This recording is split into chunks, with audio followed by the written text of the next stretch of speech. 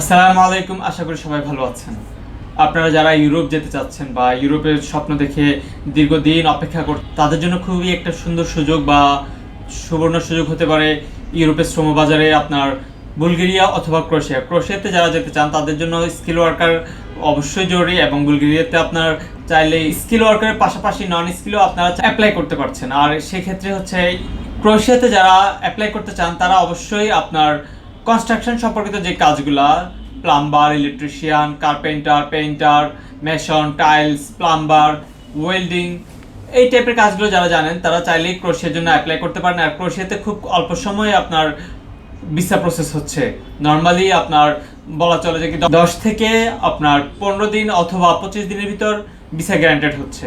এই ক্ষেত্রে আপনারা যারা ইউরোপ যেতে চাচ্ছেন তাদের জন্য ক্রোয়েশিয়া অবশ্যই একটি স্বল্প সময়ে সুবর্ণ সুযোগ বলা চলে।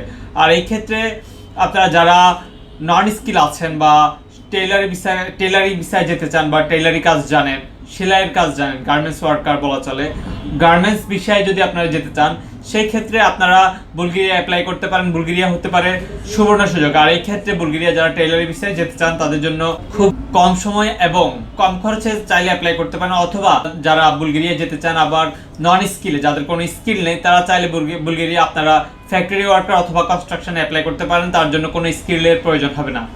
ধন্যবাদ সবাইকে। আসসালামু আলাইকুম।